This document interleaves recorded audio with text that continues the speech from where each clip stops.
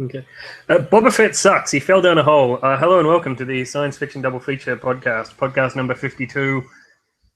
There was a movie about the B-52. I don't know.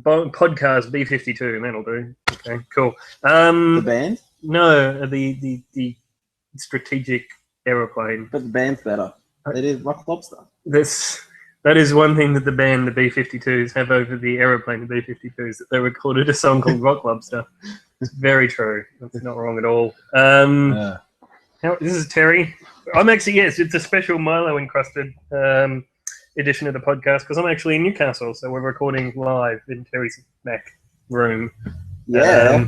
I got Milo on me from a baby. It was pretty good, but I kind of regret it. It's all right. This shirt isn't very good. It's the blob shirt. It's extra blobby now. It's got a story to it now, so that's all right. How are you anyway? Pretty good. Are you going to say hello, Terry? Hello, Terry. There we go. You didn't ask me to say hello, Terry. It's different this time. It's confusing when I'm actually here and not sort of half asleep in bed. It's very bizarre. Oh. Anyway. Oh, well, we're here now. Yes, all right. Shall we talk about movies? Let's do that. We're going to talk about some movie news, movie trailers, movies we've seen and movies that are coming out. So do you want to talk about some news? Yeah, there's heaps of great news this week. I love this week. It's been great with news. We get a bit of a plot story for Jumanji, which we spoke about last week. We spoke about that photo that came out and made Jack Black look like an idiot and not wearing much with Karen Gillan. But we got some details that they're going to be like avatars.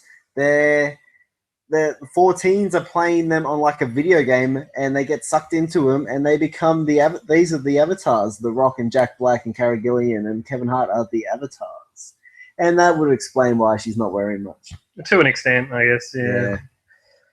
Yep. I like that. I like that kind of new plot kind of thing in it. It's a modern twist. There'll be a game cartridge at some point. No one will know what it is. Yeah, there's what new cast members announced or something. Yeah, there's the eyebrows guy. Yep. What's his name? What's eyebrows man's name? Scroll down. I assume he's not Madison. I think that's Sedarius Blaine. Oh. I don't know these kids. No, these to me at least are unknowns. I think I don't know who any of these people are.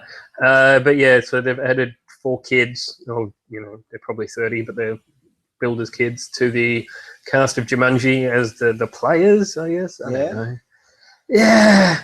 Who do you think? Which one's the Rock? I reckon it's this blonde hair. She's all right. I hope so. I hope it's something like that. I hope it's all over the place. Mm.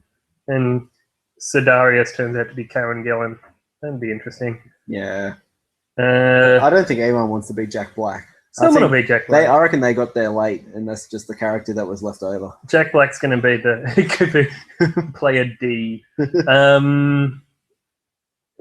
Player 4. Yeah, I don't know.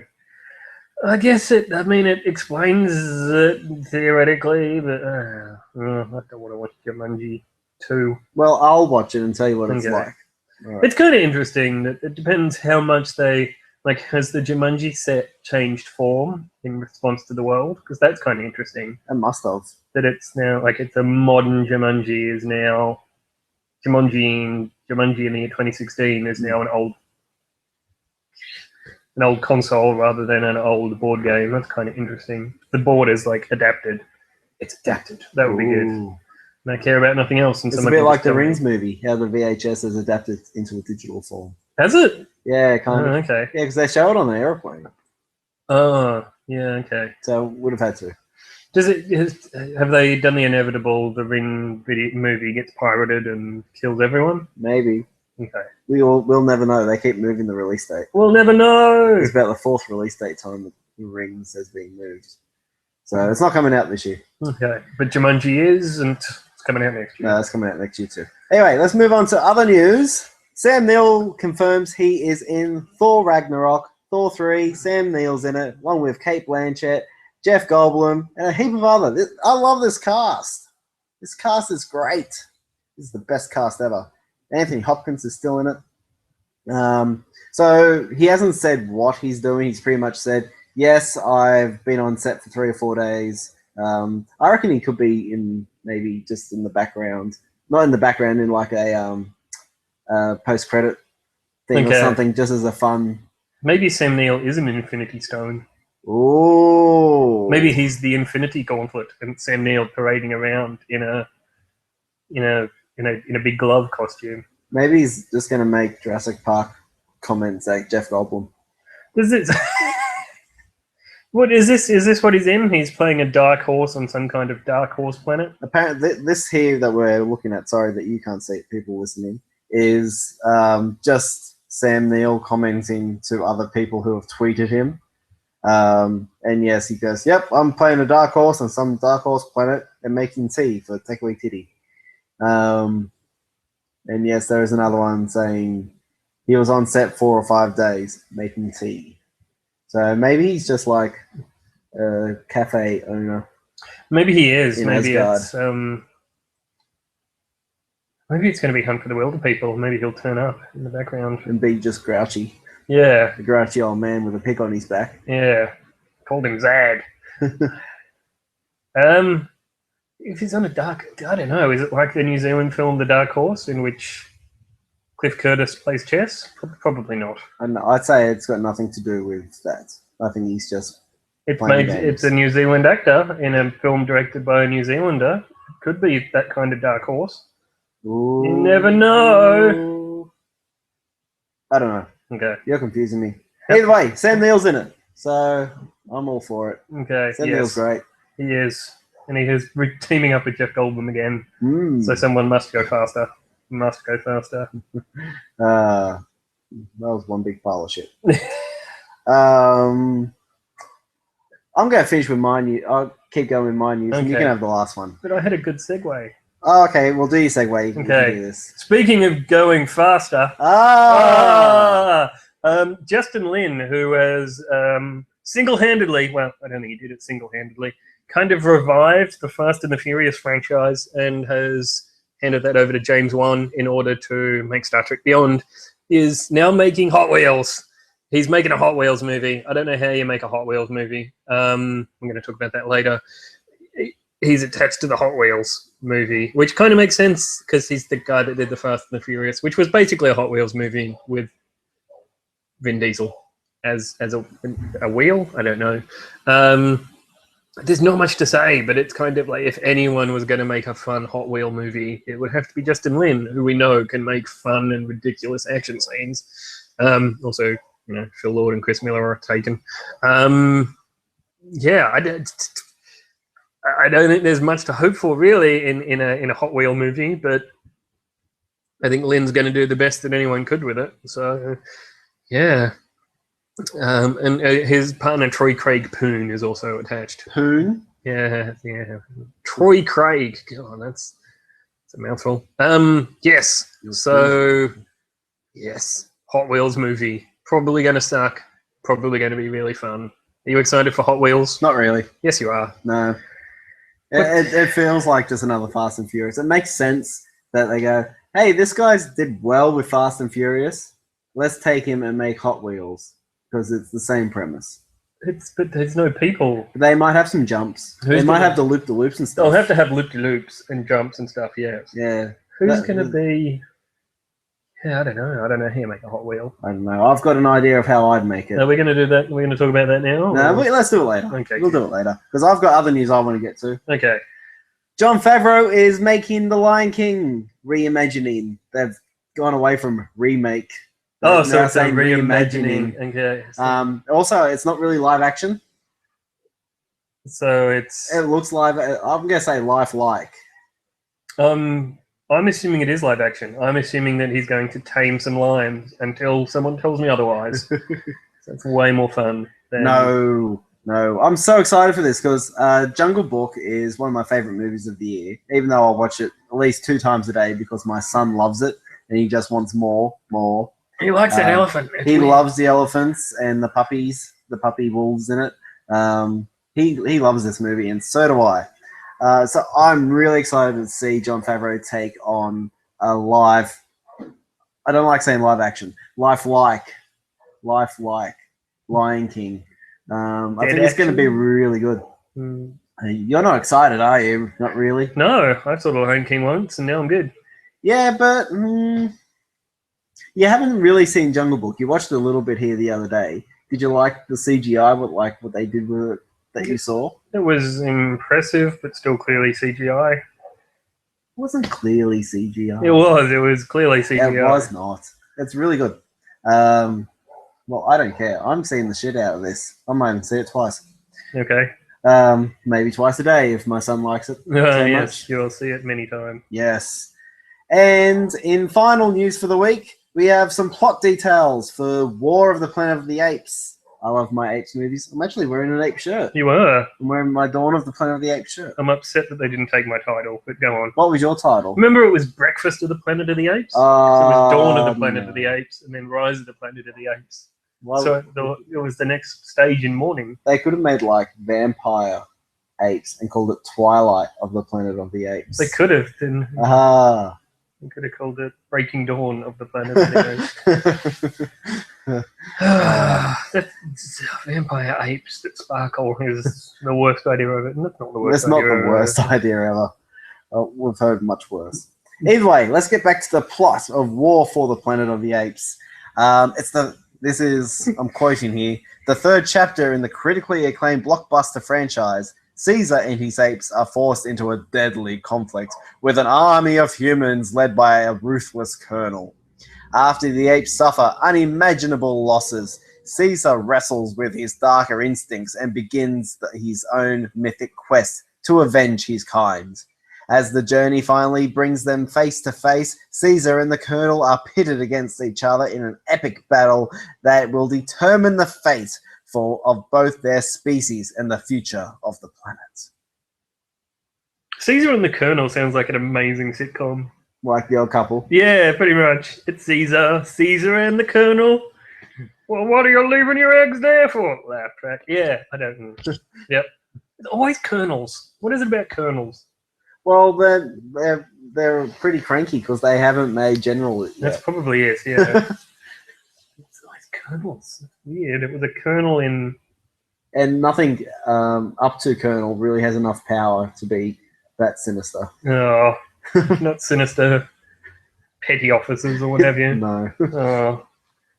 No sinister privates. Sinister privates. Oi. Hello. No, I'm very excited for this. I love the last one, and Woody Harrelson will be playing the Colonel. Of course he will. So he seems like the kind to play a colonel. I think he was a colonel in... Oh, was that a good movie or a bad movie? I don't know. You haven't said which one it is. Yeah. No, that was a good movie. That's No Country for Old Men. Sometimes I get No Country for Old Men and The Counselor confused. And one of them is very, very good. And one of the, like, in terms of bit roles for famous people, and one of those movies is very good. And one of them is one of the worst movies ever made. I never get them confused. I haven't seen either of them. Yep. Okay. Apes on horses. Are you going to go ape? I am going apes ape with shotguns. already. It looks like the Ray Winstone ape right there. There's a picture in this story on Collider of a grizzled ape holding a shotgun, and it looks like it's a Ray Winstone ape. That's Caesar. Yeah. I can't believe you don't know who Caesar is. I don't recognize CGI apes. Why? They all look different. I don't care. Oh, I bet you'd know Maurice if you saw him. Is he the one that's an orangutan? Yeah. Well, yeah, okay, I know that.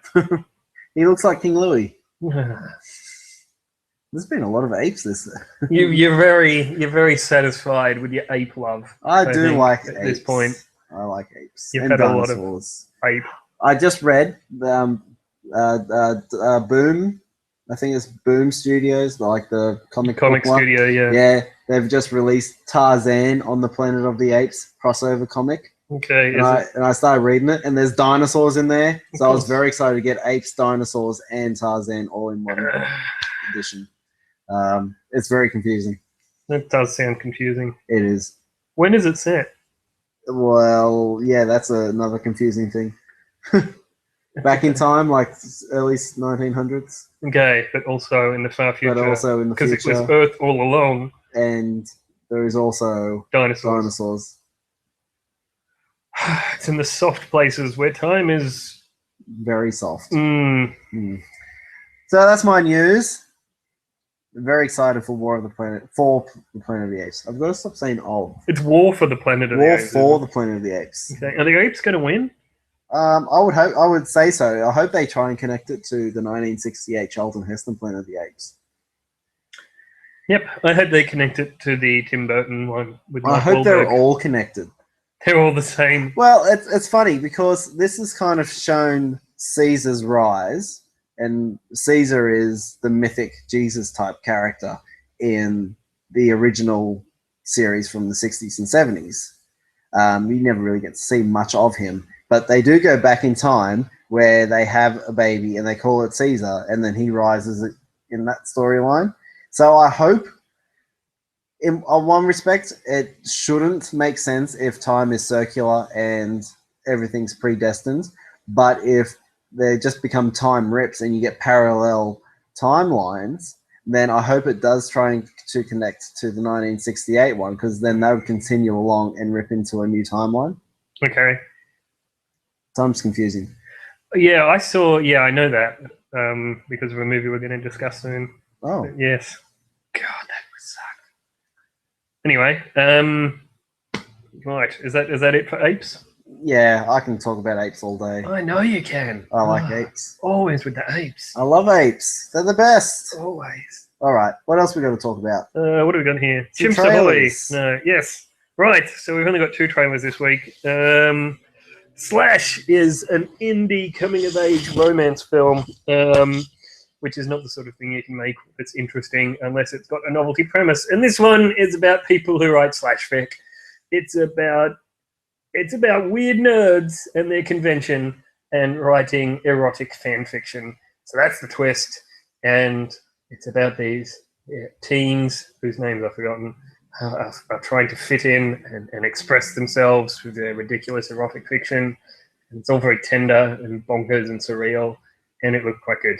And it looks a lot more interesting than most janky indie teen dramas. So I want to see it. You should check out the trailer. It's good. It looks all right. Michael Ian Black, what's that guy's name that I was mentioning, who has been in things, is in it. I don't think the rest of the cast are largely unknowns. It looks fun. It looks like, a fun, kooky, coming-of-age teen thing. So I'm kind of sold on that. I think it'll be fun. Are you excited to see Slash? I am. Okay. I'm excited to read their slash fic. Okay. No, I'm not. But I'd watch the movie. It looks really, really good. It would be interesting to find out how true to Slash it is. I think that would be an interesting thing to discover. See if they actually have slash conventions. Oh, they absolutely do. I don't doubt it. It does seem like they're confusing slash and furry conventions. I don't know if that really happens. They might be trying to bundle a bunch of odd things together, which might be a bit stupid, but it might be great. I don't know. We'll have to see it. I want to see it. It looks good. Yeah. What's your other trailer, Tim? Kevin James, who I think we all last saw, well, no, we didn't see, but last were aware of when he made Paul Blart Mall Cop 2, The Mall is back in a Netflix original called True Memoirs of an International Assassin. He's, again, it seems to be some sort of fan fiction. He's been toiling away. Kevin James is toiling away in a kind of a dead-end job, writing his novel of the spy, The Ghost. Eventually he gets it published, which is all fantastic, except the publisher decides to classify it as non-fiction instead of fiction, leading someone to try and hire this international assassin who is the Ghost, who, Kevin James, having written these memoirs, is hunted down by some people who want him to kill the president of somewhere or other. And the CIA and the FBI get involved. There's all manner of nonsense going on. Seems like a lot of it is Kevin James being beat up by a CIA lady, so that's cool. It looks like, a fun spy comedy thing. It looks pretty funny. It looks pretty good. I don't know. Starring the King of Queens, Paul Blart himself, Kevin James. Have you seen Kevin James in anything? Yes, I just can't think what it is. Was it Hitch? No. Was it King of Queens? More than likely. Was but it I've seen him in other things. Was it his cameo in Everybody Loves Raymond as his character from King of Queens? I have seen that, actually. Oh, gosh, why? I have seen That's that. the least good one. I have seen that. It's even worse than just watching King of Queens, which was never that good to begin with. This movie looks like it sucks balls. It looks great! No, it sucks. It looks stupid. It's a spy comedy. They're always great. This looks exactly like an Adam Sandler movie, except it's Kevin James. Would you watch this if it was Adam Sandler instead of Kevin James? Well, I don't believe Adam Sandler can write, so I don't know. Adam Sandler wouldn't make this, so probably not. But I think Kevin James could be good in this. No, it just seems like a mesh of everything with no substance whatsoever. Yeah, it's comedy. Yeah, but it looks crap. It looks great. Pixels is what I last saw him in. Why did you watch Pixels? Why not? It's got Adam Sandler in it. I wanted to see what all the fuss was about. Full Blowout Mall Cop 2. That's the only thing I've seen him in. You've never seen him in... He was in Hitch. No, I don't remember. I don't remember him in Becca either. Was he in Becca? Yeah, one episode. No one remembers that. And Cosby. I've never think about that. But yes, True Memoirs of an International Assassin. True Memoirs of an International Assassin. All right, Sean. Sean Connery is a man with a cigarette. Yes. So that's all for trailers, isn't it? Yeah, nothing really came out. No, there was a Dead Men Tell No Tales teaser, but we watched half of it and then gave up because it was just more Pirates of the Caribbean stuff that I didn't want to talk about. I kind of liked it. I didn't care. It didn't really give me enough to talk about with it. I've lost track of the Pirates of the Caribbean saga. This is number 5. Oh, yeah, it is. I don't think I ever saw the 4th one. I don't think anyone saw the 4th one. I remember seeing the 3rd one where they're rolling down the... They're going in a whirlpool. No, was that the 3rd one? Or was it the 4th one they were rolling down the hill on their the mill? Oh, that was the 2nd one. And they were doing a sword fight? Yeah. Yeah, that's the 2nd one. Was that the 2nd one? That's the 2nd one. Oh, that's terrible. I thought I liked How is the that first worse 3. than it being the 3rd one? Well, I thought I liked the first 3. No, well, the 2nd one is the worst of the first 3. And then, I don't know. I did like Tentacle Boy. Bill Nye. Yeah. Davy Jones. Tentacle Boy. Bill Nye is the Tentacle Boy. He's cool. He's a cool character. Mm. I liked the first 3 for the most part. And I must have seen the 4th one because it's got that silly woman in it. What's her name? She's from Bedazzled. Ian McShane. It was Ian McShane. Is Liz Hurley in it? No, Penelope Cruz. I don't know. Yeah, they're all the same. I don't know. I've never seen Bedazzled. When would I have seen Bedazzled? Why have you seen Bedazzled? It's got Brendan Fraser in it. Yeah, okay. Is that Bedazzled? I don't know. Bewildered, Bedazzled. There's a movie called Bedazzled. There's not a movie called Bewildered, I don't think. No, I think it's Bedazzled. Certainly not Bedazzled. Stop saying Bedazzled. Okay, Bedazzled. Stop saying Bedazzled. Stop saying words on this podcast. Oh, do you want to do your pitches, bitches? Yes. So normally we do Pitchtron at this point, but we're going to mix it up because I'm getting the head bolts recalibrated. So we're going to do, instead of clinking that up, we're going to do Pitches Bitches, where we take a story from the week and try to think up a movie pitch for it. So we're going to do Justin Lin's Hot Wheels. We're going to talk about what Hot Wheels could be about. Do you want to go first, or should I? I'll go first because we should finish on a high note. Mine's pretty slow as well. Mine's not much of a story.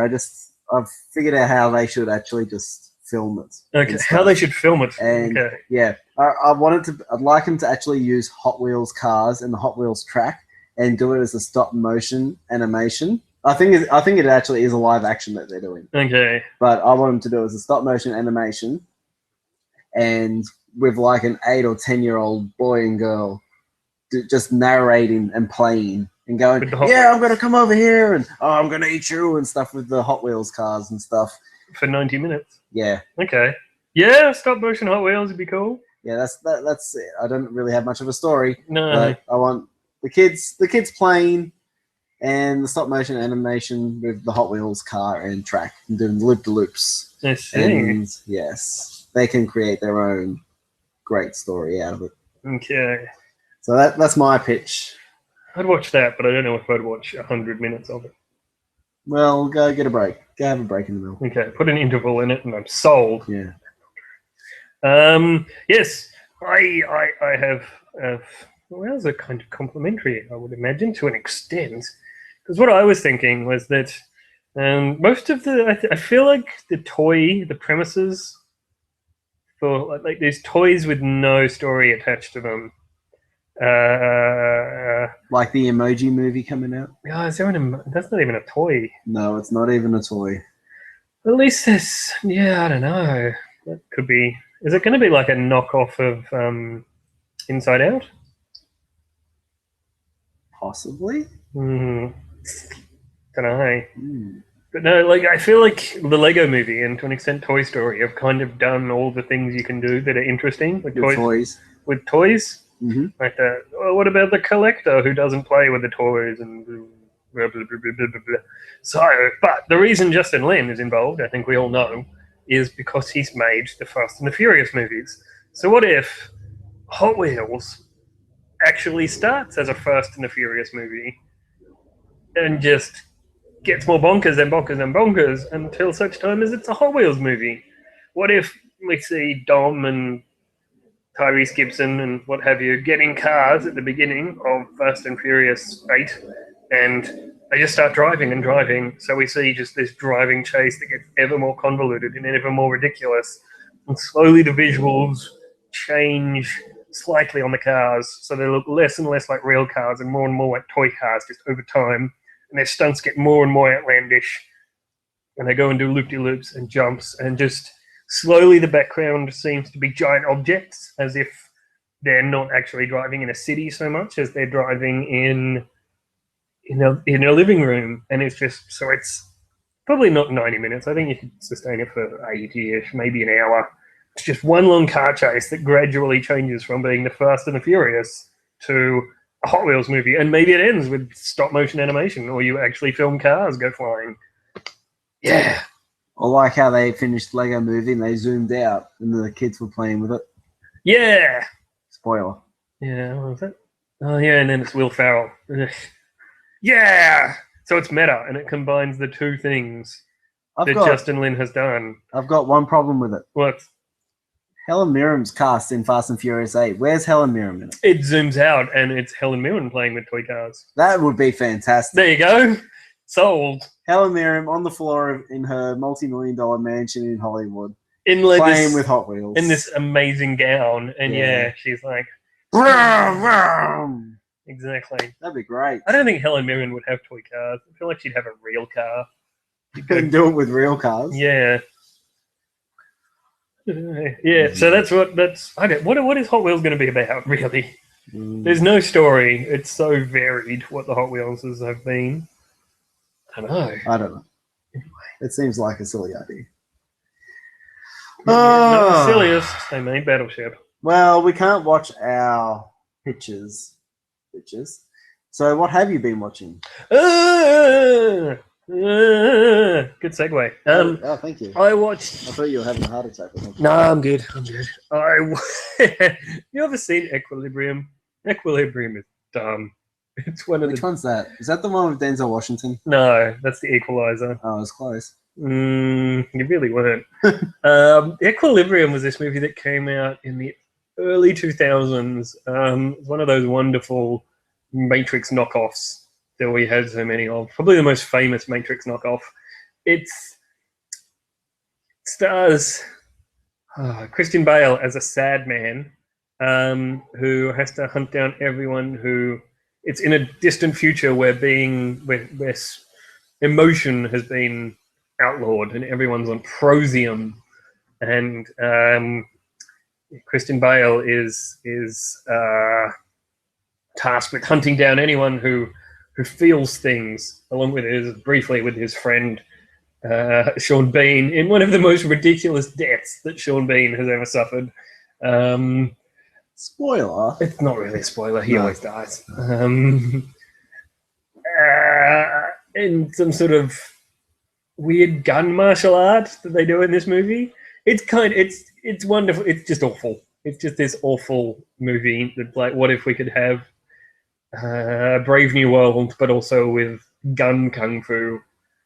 Gun fu. Gun. It's literally called Gun Kata. Oh, really? Yeah. Gun fu is so much better. Gun fu. It's called Gun Kata. Right. It's dumb. There's a segue. No, not a segue. A segue? There's not that kind of segue. Oh. There's a moment where he saves a puppy. He saves a puppy. They didn't do that in Brave New World. Then the puppy kind of disappears. I don't know what he does with the puppy. Kills 10 men to save it, and then who knows what's going on. And then he has to do some kung fu fighting with some people. He changes from a gun to a sword at one point. I don't really know why. He has to go do some sword stuff. He ends the movie. He has to blow up computers, but he just shoots the monitors. He wanders down a row of monitors and shoots them. It's very strange. It's awful. It's an awful, awful Matrix knockoff from the early 2000s, and you shouldn't watch it, except you should because it's amazing. And Sean Bean is hilarious when he dies. Oh my god. So yes, that's Equilibrium. I saw Timbuktu, which is a movie from, I think it's filmed in Mauritania, but it's set in Timbuktu, which is in Mali. It's an actual place, if you're wondering. Timbuktu is real. It's during the beginning of the jihadist takeover that I think took place in 2012. So it's a lot of scenes of different people in this environment sort of adapting to these guys who have come in and taken over their town. So we get a lot of sort of these small stories. The main plot is about a farmer who he sort of lives in a tent out on the edge of Timbuktu with his wife and daughter and their shepherd. Things sort of get out of control and he ends up arrested for a crime. Hang on. He lives with his shepherd.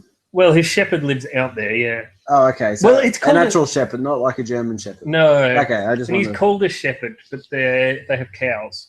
Okay, that's still right. Yeah. I just wasn't sure if you were talking about like he lives with his dog. No, he doesn't live with his dog. There's no dogs. Okay. It's very absurd at times when you kind of see these jihadists who are wandering around not really knowing what to do, and sort of being scolded and told off, and then gradually gets quite a lot grimmer from there. It's very, very good. It's a very, very good movie. It's in about 3 different languages. It's an interesting way to film a film, and it's definitely something you should see. I saw that through the Auckland Film Society. That was a very good film to see. I also I've seen Miss Peregrine's Home for Peculiar Children. Another very good film to see. It is not. Do not see it because it is terrible.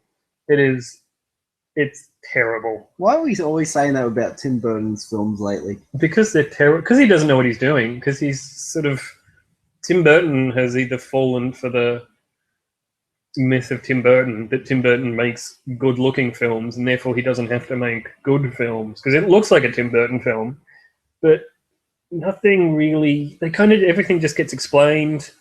Performances are terrible. No one's really excited to discover these peculiar children. It's just bad. Like the most interesting character is Samuel L. Jackson's ridiculous bad guy because he seems to be the only person aware of how just crappy these characters are. And he spends the majority of his plot just kind of railing against the minor inconveniences of having to carry out his plot. And then kind of just shrugs off some people until, he loses because it's the bad guy, whatever.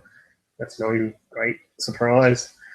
Yeah, it's a bad movie with some really boring people in it. It's bad and boring and bad. I'm going to say...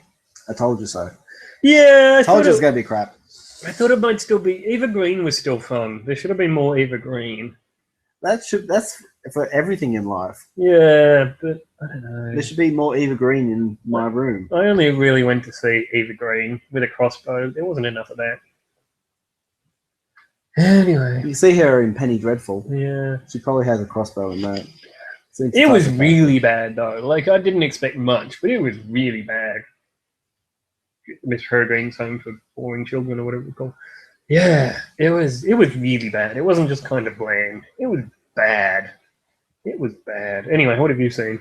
I have had a bit of a TV week.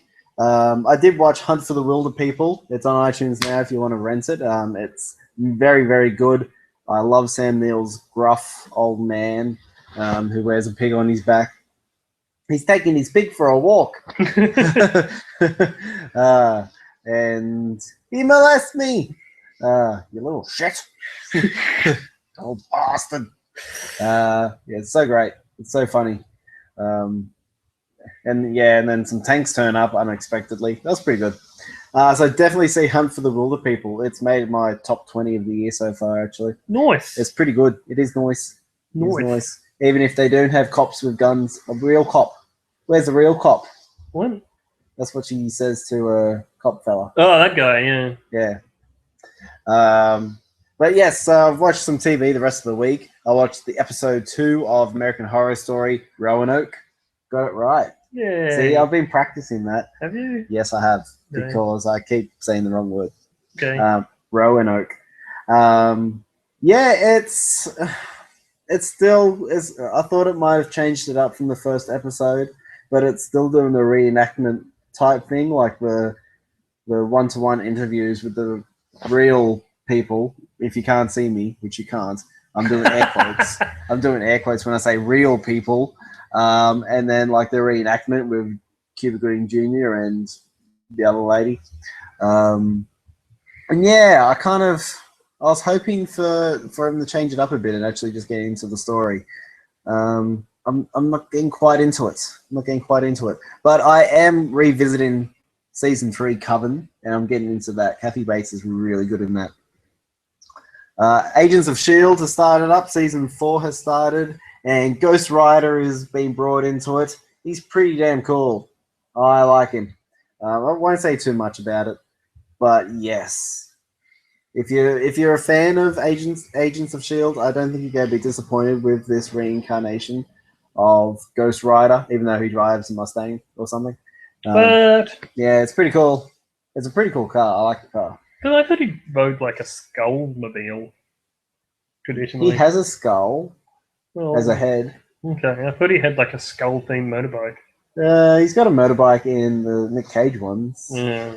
And I think this is taken from some other comic where he's in a car. Oh, I see. Or maybe it's a different Ghost Rider. Different canon. It could be a different Ghost Rider. Yeah. It could be more than one Ghost Rider, like when they change up Captain America. Is it possible that it's actually Ghost Rider, not from that kids' TV show that no one remembers? Maybe. Oh, I thought that was that show with What's-Her-Face in it from Sister Act. Ghost Rider? Ghost Whisperer. That was Ghost Whisperer. Oh. Sister Act 2. Oh, yeah, that's what I meant. I think Julia Stiles was briefly in Ghost Rider. I don't know what that is. Yeah, it was. I don't really remember it particularly well. It was like kids, and they solved mysteries with a ghost who could write and tell them clues. Oh, there's a different sort of Ghost Rider. Yeah. It's not just about someone else writing under thought for somebody. You know, as you go Ghost Rider, there's the autobiographies, but it's actually done by a real writer. It's not that kind of Ghost Rider, no. Well, we've gone off on quite a large tangent there. Ghost Rider is in season 4. He's pretty cool, and I'm really keen to see who the new director is. There's been some rumors that it could be Thunderbolt Ross, new director of S.H.I.E.L.D., but we don't know yet. That'll be interesting to see. And I've watched the first 5 or 6 episodes of Luke Cage. I'm really getting into it. The first one, I was a bit apprehensive about, like the first episode. I couldn't quite get into it, but I pushed through, and I like it. I like it now. I want to see where this bulletproof man goes and how he saves Harlem from the other miscreants. Yeah, miscreants. Do they have bullets? Because they're not going to be much use. Oh, but he can punch really hard. This guy. Like the miscreant. Yeah, the miscreant, the head miscreant. I can't Okay. think of what his name is. Cottonmouth, his name is. Cottonmouth. Okay. Cottonmouth, but don't call him that. That's not his name, he says. Yeah. But he's Cottonmouth. He punches really hard. So I don't know when they actually come to the fighting bit of it, he might actually have someone who can go up against him. Thankfully. As opposed to just the politician who's there going, stop stealing my money. Have you Cottonmouth? Yeah. So, yeah, I'm about halfway through season 1 of Luke Cage, which is on Netflix at the moment. Are you going to be watching Luke Cage? Yeah.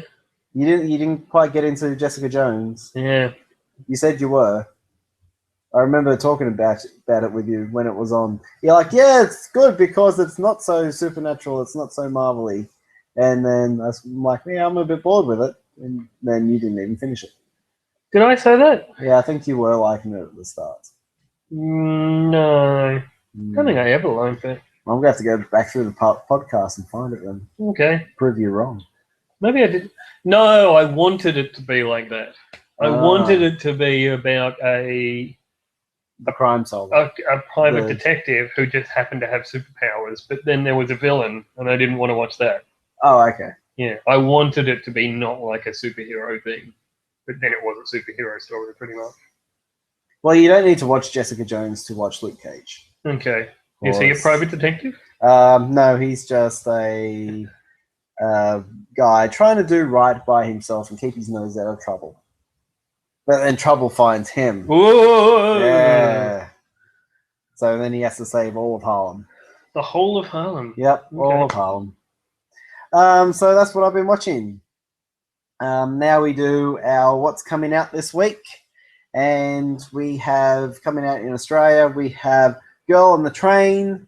Emily Blunt has her nose where it doesn't belong. She's looking out the window and into other people's private business all the time while she's on her commute to work. And she's like, keeps spying on these couple as she goes choo-chooing along. Choo-chooing along. Yeah. That's what you do. Choo-choo, I'm Emily Blunt. That's what you do when you're in a train. That's what I do. And yeah, and then she sees something sinister happen to this girl. She like gets kidnapped or beaten or something. I don't know. And then there's the whole thing. She goes to the cops. Yeah, something nasty happened to her. Yeah. Watch the trailer. It pretty much tells you the whole movie. Then there's Deepwater Horizon. Mark Wahlberg's on an oil rig in the middle of the ocean and it explodes based on the actual events of Deepwater Horizon. Yeah, that looks really good. I'm excited for that. I want to see that. And there is Batman, Return of the Cape Crusader. We have Adam West and Julie Newmar and the other fella coming back. Burt Ward coming back and doing their voices for their guys. You're not typing anything. Oh, there you go. Well, I didn't think so. Stop ruining the magic. Sorry. The magic is ruined. There is no magic. This is Tim Burton's School for Ugly Children. Yeah, so that's what's coming out in Australia. Tim's now looking up New Zealand. And it's the same things, pretty much. So, yep. Cool. So, yeah, so it's the same thing coming out in New Zealand. What are you going to see, Tim? I don't know. You're going to see that girl on the train? I do want to see the girl on the train at some point. I've got to catch up on... Rabbits? No, not Rabbits. I've got to see The Magnificent Seven. Yeah, so do I. I haven't seen that yet. Yeah, so I'll get around to doing that. You might be able to do that tonight, maybe. I don't know. I've got stuff to do. Oh, you've always got things on. I do. Oh, well. I've got to cram it all into 3 days. Yeah, I'm going to cram something else in. Okay. Well, that's it then. I'm pretty keen to see Deepwater Horizon. Got to get to Mag 7. And that's about it. Yes. So, if you want to read the main blog, it's at sfdfmoviereviews.tumblr.com. That's mirrored. No, that's not mirrored to Kindle anymore. No, you can find it on facebook.com/sfdfmoviereviews. You can find us on Twitter at sfdfmoviereview. If you just want to listen to the podcast, you can find it on soundcloud.com/sfdf, wherever good SoundClouds are found. That's also on iTunes. Just search SFDF on iTunes. If you want to email us, you can get us at inspaceneillandcanidicecream@gmail.com. And if you want to find links to all these things and other good stuff, all down the right side of the main blog, which again is sfdfmoviereviews.tumblr.com. Okay, that's about it for this week. It'll be exciting when we get an email. Yeah, it's mostly just Twitter things and SoundCloud receipts. Oh. I do check it regularly. I don't. Yeah, I'd tell you if there was something interesting in there. Yeah, so, well, that's it from us then. That's it from us. Say goodbye, Terry. Goodbye, Terry. Okay, bye.